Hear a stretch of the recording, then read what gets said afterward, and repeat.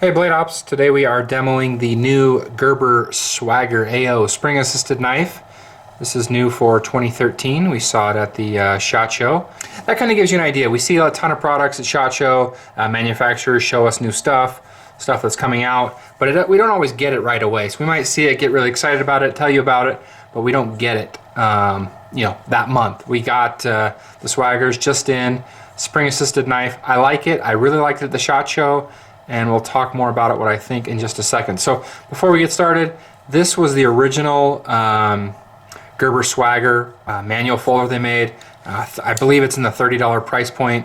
You can see there it has the stainless steel back with the G10 top. I really liked it. It was a value folder. A good utility blade, EDC blade.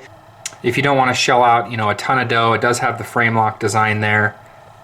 And you can see the pocket clip.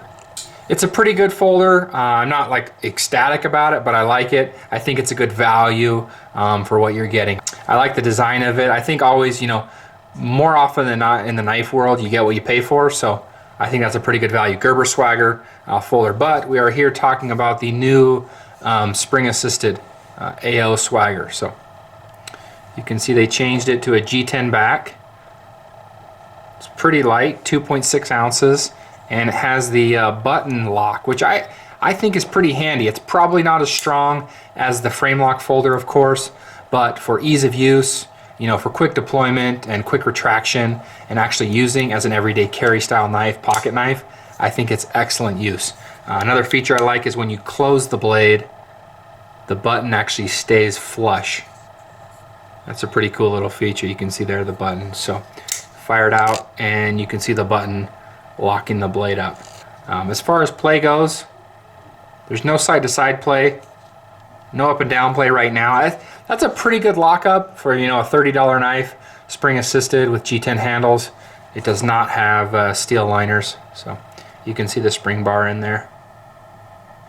Overall, from the transition from the manual folder to the spring assisted, I think they did a good job. It's super light. It's just a 3 1/4 inch blade, and it's the 7CR17 MO steel. So probably what you'd expect in this price point. You're not going to be getting a 154 CM, but overall, if you're into a spring-assisted blade, I think it makes a great utility style knife, everyday carry. It's really light with those G10 handle scales. Another thing I like about this G10 is it's not the style that's going to rip up your pocket.